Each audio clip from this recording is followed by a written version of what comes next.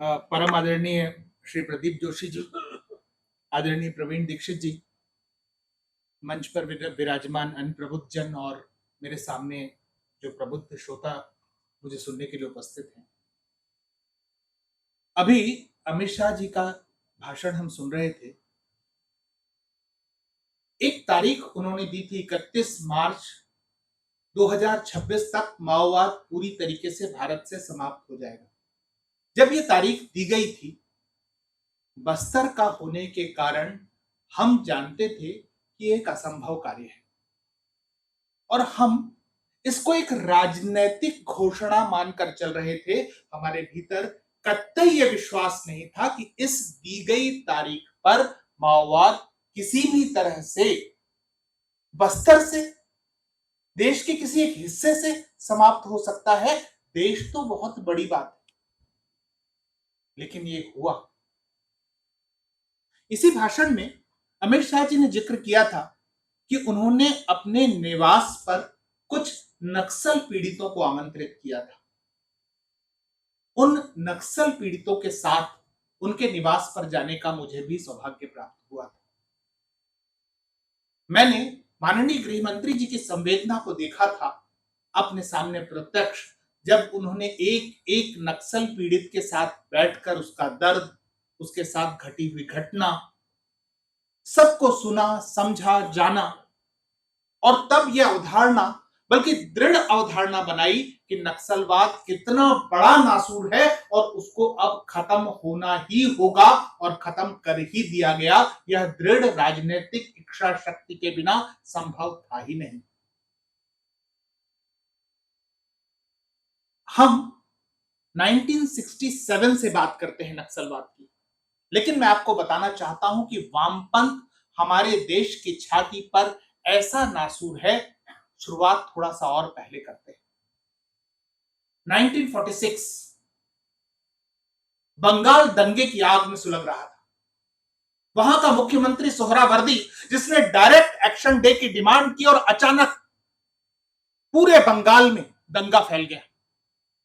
इतना विभत्स दंगा कि केवल 24 घंटे में 20,000 से अधिक हिंदू काट दिए गए। जिस समय यह सब कुछ हो रहा था, आप जानते हैं कि कम्युनिस्ट क्या कर रहे थे? बहुत महिमा मंडित किया जाता है एक आंदोलन जिसको कहा जाता है तेभागा आंदोलन। ये कहा जाता है कि किसानों का मूवमेंट था, किसानों का आंदोलन था।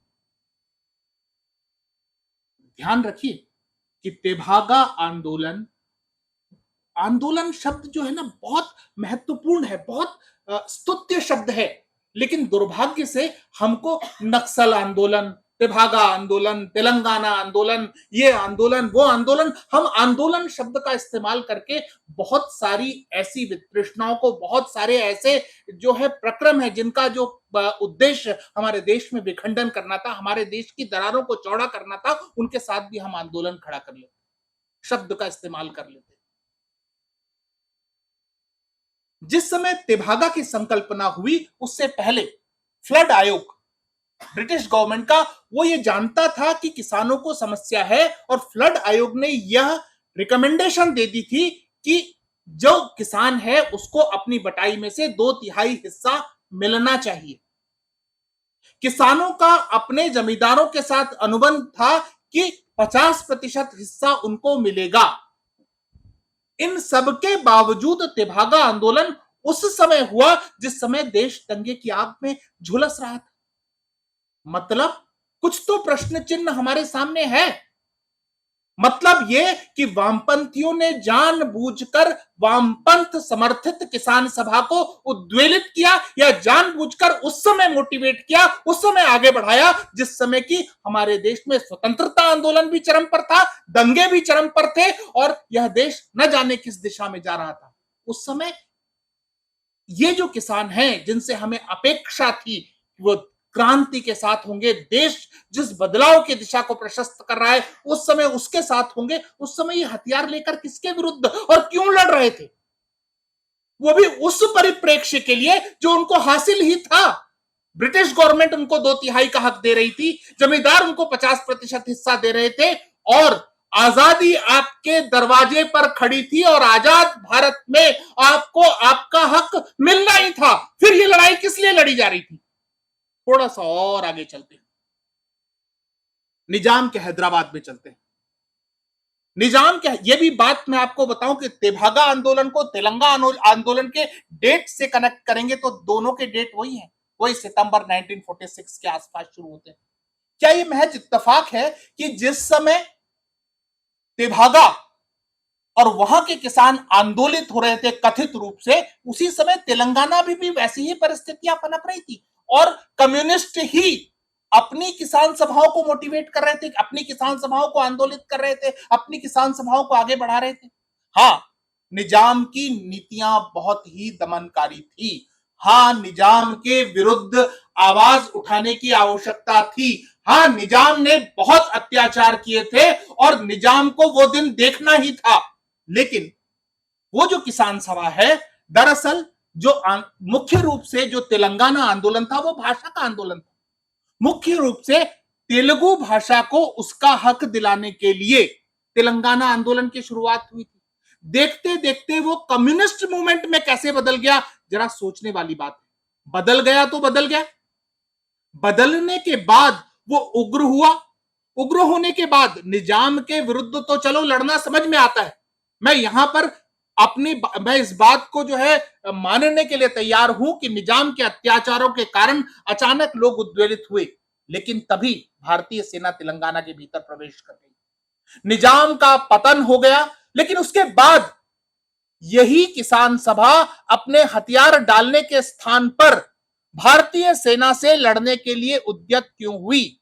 यही किसान सभा अपने आधार इलाकों को बचाए रखने के लिए सशस्त्र रूप से हमारी सेना के सामने चुनौती क्यों खड़ा कर रही थी? वो भी तब जब भारतीय संविधान अपने निर्माण के चरम पर था, भारतीय संविधान लागू होने जा रहा था, जब तेलंगाना के किसानों को भी यह मालूम था कि भारतीय संविधान निश्चित रूप से उनके हक की रक्षा करेगा।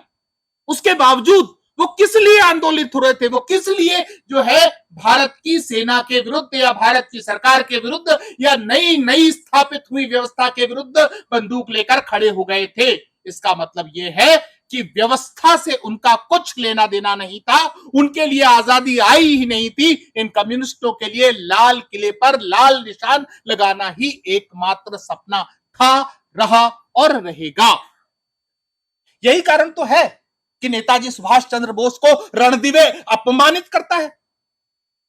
उनके अपमानजनक कार्टून उस दौर में प्रकाशित किए जाते हैं जिस दौर में नेताजी जननायक हो चुके थे और कम्युनिस्टों को कोई पूछ नहीं रहा था, जो जनता की आवाज उठाने की बात करते हैं। और क्या सचमुच कम्युनिस्ट जनता की आवाज उठाने के काबिल या योग्य रहे हैं?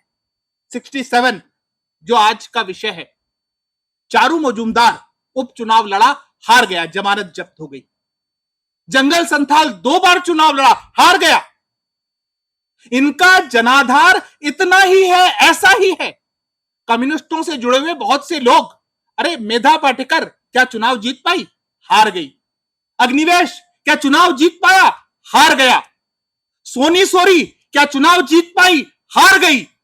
ये जितने भी बड़े बड़े नाम जो कम्युनिस्टों के नाम हैं, जिन्होंने देश भर में अपने नाम का डंका प्रोपेगेंडा के तौर पर बजाया हुआ है, उनका जनाधार शून्य है। वो अपने ही क्षेत्र में जहां वो पैदा हुए हैं, जहां उन्होंने कार्य किया है, जहां से वो आगे बढ़े हैं, वहां से 100, 200, 300, 400, 800, 1000 वोट भी जुगाड़ नहीं कर सकते, उनके पक्ष में ठप्पे नहीं पड़ते। इसीलिए इनको यह कहना पड़ता है कि सत्ता बंदूक की नली से निकलती है।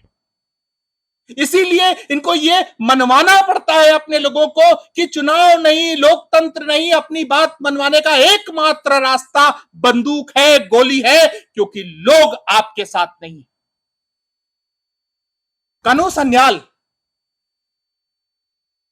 जो चारू मजूमदार के बाद दूसरे नंबर का बड़े कद का माओवादी था, जो 67 के बाद जो नक्सलिज्म जिसको कहते हैं, नक्सलवाद जहां से नाम आया, जो नक्सलवाड़ी से शुरू हुई जो अराजकता थी, उसमें प्रमुख नाम था, उसने आत्महत्या कर ली थी। उसका एक साक्षात्कार आलोक पुतुल, एक बीबीसी से जुड़ा एक पत्रकार है, उसने लिया है। उस साक्षात्कार में कनु सान्याल कहता है कि चारू मजूमदार ने तो धोखा दिया और आज जो बंदूक लेकर लड़ रहे हैं दरअसल वो आतंकवादी हैं जिनके साथ जनता नहीं है, वो जनता की बात करने का हक नहीं रखते। और मुझे ऐसा लगता है कि कनु सन्याल की आत्महत्या करने के पीछे उसकी ग्लानि ही काम कर रही थी, वरना ऐसा कोई कारण नहीं था। अरे ज्योति बसु ने तो वो आप जेल से मतलब आश्चर्यजनक रूप से सैकड़ों हत्याओं के पीछे जिनका जो मास्टरमाइंड रहा, उस कनु सन्याल को कुछ ही वर्षों के बाद बाहर निकलवा दिया था और वो आजाद जिंदगी जी रहा था। सोचिए कि हमारे देश में, हमारे देश की राजनीति ऐसे विचारधारा परक अपराधियों के साथ कितनी छूट देती है, उनको कितनी आजादी देती है और कितनी आजादी इस भारतवर्ष में चाहिए कि अपराधी ऐसे खुलेआम घूमते हैं। कनु सन्याल जैसा अपराधी खुलेआम जीवन जीता रहा, यह अलग बात है कि वो अपनी ही ग्लानि में, अपने ही अपराध बोध में फांसी लगाकर मर गया। उसको इसी तरह मरना भी चाहिए था।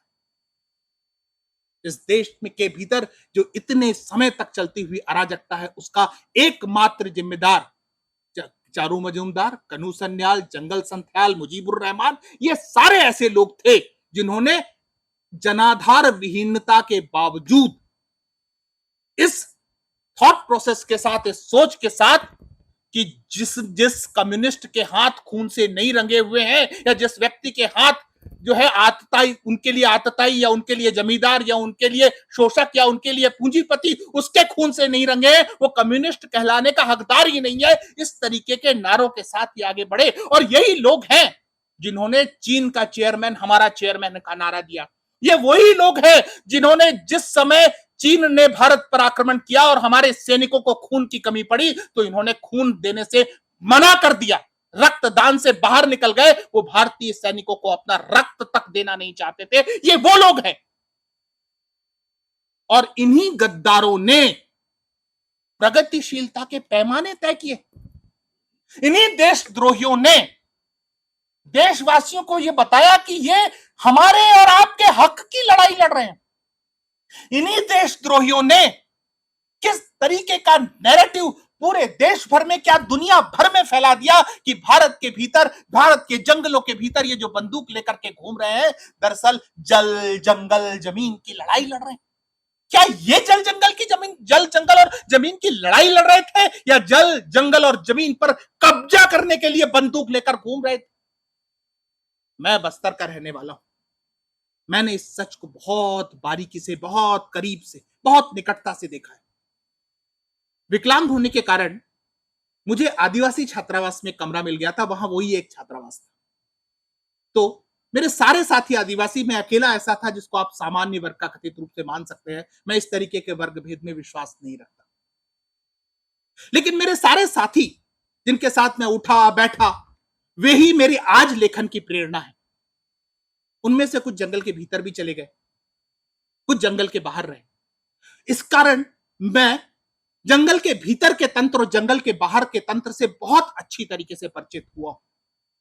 मैं जानता हूं कि जंगल के भीतर क्या क्या उन्होंने बर्दाश्त किया, क्या क्या उन्होंने सहा, वो किस तरीके से भीतर गए, किस तरीके से भीतर ले जाए गए। मतलब ये, और बहुत ध्यान से समझिए कि कुछ ऐसे लोग थे जिन्होंने कठपुतलियां नचाना बहुत अच्छी तरीके से सीख लिया था। ये तेलंगाना के शातिर लोग, और तेलंगाना क्यों? क्योंकि माओवाद केवल जब 1967 के बाद धीरे धीरे जब विघटन होना शुरू हुआ, जब कनु सन्याल, जब चारू मजूमदार जेल में मारा गया, जब कनु सन्याल को कैद कर लिया गया, जंगल संथाल कैद कर लिया गया और एक के बाद एक सभी माओवादी जो कथित नेता थे वो या तो गिरफ्तार कर लिए गए या मार डाले गए। ऐसी स्थिति में ये पूरा का पूरा संगठन कई फाड़ हो चला था। बिहार में एमसीसी अपना काम कर रही थी और आंध्र प्रदेश में कोंडापल्ली सीतारमैया के नेतृत्व में ये एक स्कूल का टीचर था। हमारे देश में एक बड़ी प्रथा है, कश्मीर में आतंकवादी मारा जाए तो नैरेटिव बनाने वाले खड़े हो जाते हैं वो स्कूल के मास्टर का बेटा था। स्कूल का मास्टर हो जाना कोई बहुत बड़ी बात नहीं है स्कूल का मास्टर हो जाना। अगर आप अपने बच्चों के भीतर संस्कार देने के लिए तत्पर नहीं, अगर आप अपने बच्चों को पढ़ाना नहीं चाहते, पढ़ाने की इतर आपके भीतर सारी चीजें हैं, तो आप मास्टर कहलाने के योग्य नहीं। और हम ऐसे लोगों के प्रति संवेदित होते, ओहो स्कूल के मास्टर का बेटा। ऐसे स्कूल के मास्टरों से तो इस्तीफा ले लिया जाना चाहिए और उनको धकेल करके बाहर कर दिया जाना चाहिए। ये कोंडापल्ली सीतारमैया जो हजारों लोगों की लाश पर बैठा है, ऐसा ही एक मास्टर था। इस मास्टर ने पीपुल्स वार ग्रुप की स्थापना की थी आंध्र प्रदेश में, और फिर धीरे धीरे चीजें बढ़ती गई। रेडिकल स्टूडेंट यूनियन से कौन वाकिफ नहीं, यूनिवर्सिटीज के भीतर उनकी बहुत जबरदस्त पैठ थी, और यूनिवर्सिटी से जो बड़े बड़े शातिर निकले हैं, इन्हीं लोगों ने, देखिए ध्यान दीजिए, जो कम्युनिस्ट कथित मूवमेंट है वो कुछ चीजें किसानों को, जो तेलंगाना तेभागा मूवमेंट है वो किसानों की पीठ पर रहा। उसके बाद जितने अभी मारुति के में जो कांड हुआ, जहां पर की तनख्वाह बढ़ाओ और उसके बाद को लेकर के बहुत सारी अराजकता फैली, वो मजदूरों की पीठ पर जो है खेला गया अर्बन नक्सल नैरेटिव था। मजदूर चाहिए, किसान चाहिए, आदिवासी चाहिए या विद्यार्थी चाहिए, ये चार ऐसे टारगेट हैं जिन टारगेट्स को, जिनको, जिस समूह को जानते बूझते चुना जाता है, और उन्हीं समूहों के माध्यम से अराजकताएं फैलाई जाती हैं, और उन्हीं समूहों के माध्यम से अराजकता को जस्टिफाई भी किया जाता है। अरे किसान आंदोलित थे, इसलिए ये सब कुछ हुआ। अरे मजदूर जो है उसको तनख्वाह नहीं मिल रही थी, इसी कारण ये सब हुआ। अरे विद्यार्थियों को समस्या थी, इस कारण ये सब हुआ। अरे आदिवासियों को उनका हक नहीं मिलता, इस कारण ये सब हुआ। और ये सब कारण इतने जिन्यून, इतने वास्तविक नजर आते हैं कि आप ऐसे तर्क देने वालों को झुठला भी नहीं सकते। आप उनको कह भी नहीं सकते कि अरे महाराज बस्तर की बात कर रहे हो, जहां के वही आदिवासी जिन्होंने 11 बड़े आंदोलन किए, अंग्रेजों से लेकर के अपने राजा को घुटनों पर ला दिया, भूमकाल जैसा बड़ा आंदोलन करने वाला गुंडाधुर उसी बस्तर की भूमि से पैदा हुआ। वहां ये तेलंगाना से आकर के आंदोलन सिखाने वाले हैं कौन? अरे जिन्होंने अपने पेड़ को बचाने के लिए निजाम की आरियों से कोई जैसा बड़ा आंदोलन किया, और ये चिपको जैसा मूवमेंट नहीं था जहां की कहा हम पेड़ पर चिपक जाएंगे, पेड़ के साथ हमें भी काट दो। बस्तर में कोई मूवमेंट हुआ था जहां यह था कि एक पेड़ काटोगे तो एक सिर काट देंगे, और आदिवासियों ने ये करके भी दिखाया। निजाम के जितने ठेकेदार थे भाग गए, जो लोग आरा मशीनें लेकर के आए थे वही छोड़ करके उनको भाग जाना पड़ा। ये सब कुछ बस्तर के आदिवासियों ने किया। इनको लड़ना सिखाएंगे ये बंदूक लेकर के, इनको ये बताएंगे कि क्रांति क्या होती है, इनको ये लगातार बताया गया। ये आश्चर्य की बात है, और हमने और आपने कभी यह प्रति प्रश्न नहीं किया।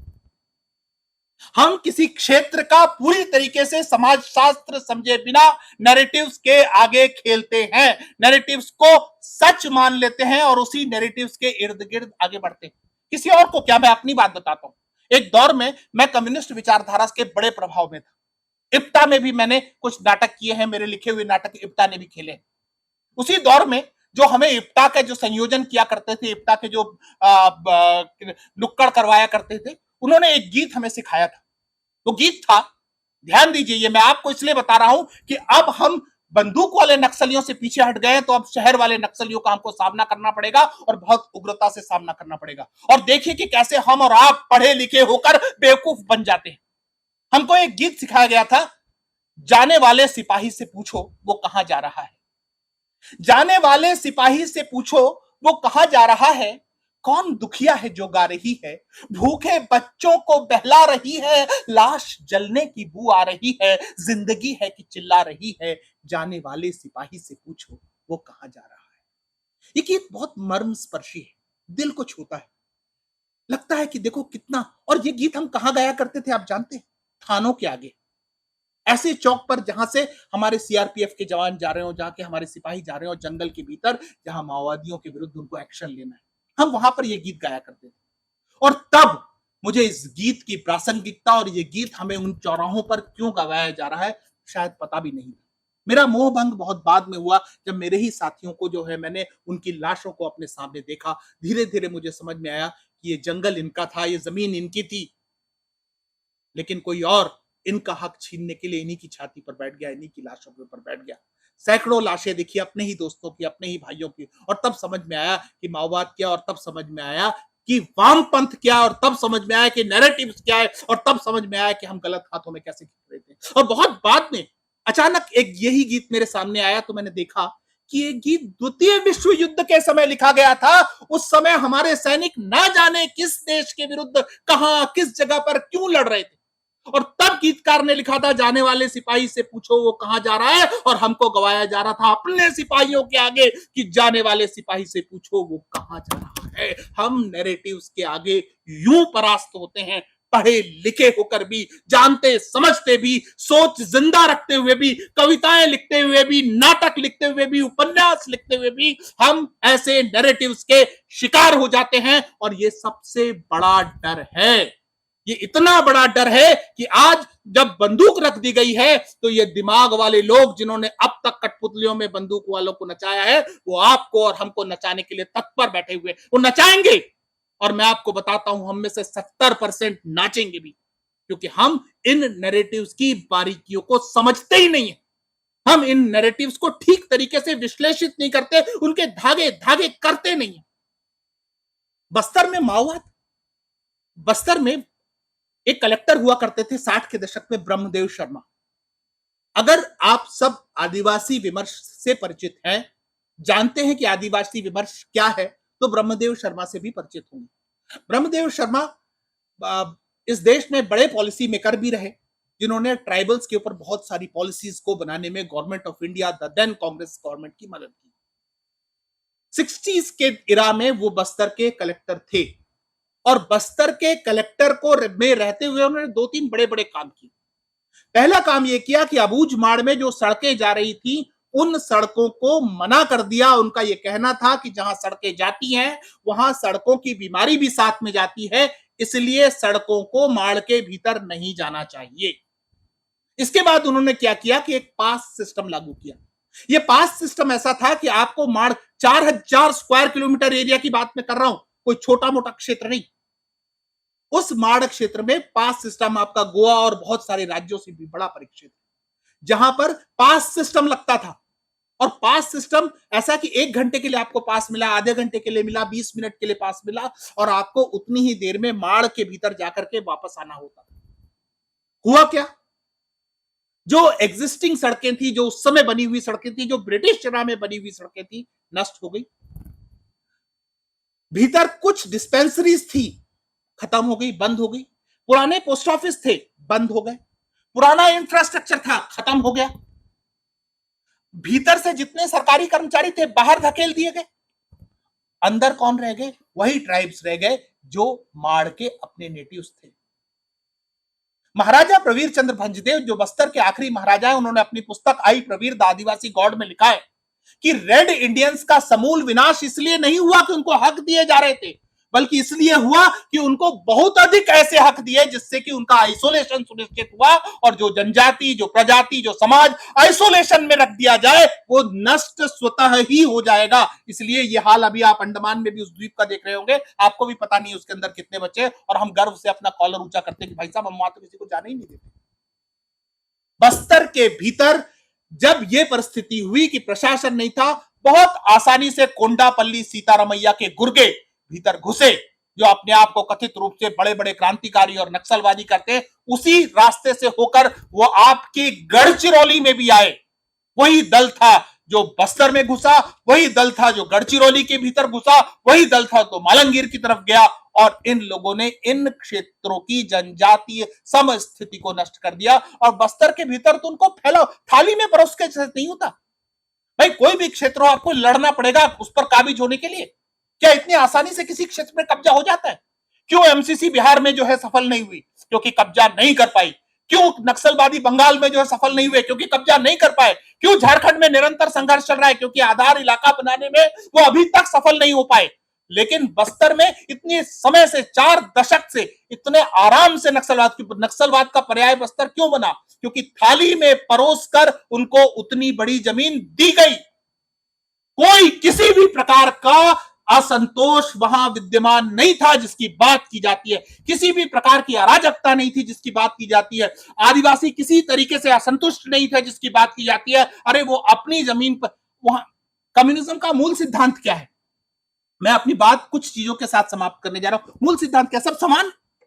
माड़ क्षेत्र में बटाई वाली खेती होती है, सरपंच भी लंगोटे में मिलेगा और आम किसान भी उसी लंगोटे में मिलेगा, पुजारी भी उसी लंगोटे में मिलेगा, आपको वहां पर जो राजा का प्रतिनिधि हुआ करता था वो भी उसी लंगोटे में मिलेगा। आपको लंगोटे लंगोटे में कोई अंतर नजर नहीं आएगा। इसके बाद सामूहिक खेती होती है और सामूहिक खेती होने के बाद समान फसल का बंटवारा होता है। कम्युनिज्म इसी प्रकार की आदर्श समस्थिति की बात करता है जो अबूझमाड़ में पहले से विद्यमान थी। तब वहां बंदूक लेकर घुसने वाले कौन लोग थे और क्या सिखाने के लिए आए थे, बल्कि उनको भीतर तो इनसे सीखना था कि कम्युनिज्म क्या है और कैसे अप्लाई किया जाना है।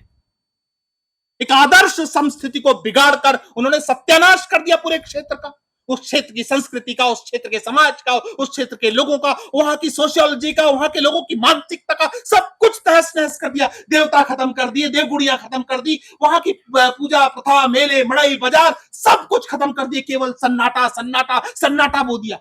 और हम और आप ये मानते रहे कि बस्तर के भीतर शोषण है, गरीबी है, इसके कारण नक्सलवाद है, इसके कारण ये लोग हमारे और आपके हक की लड़ाई लड़ रहे हैं।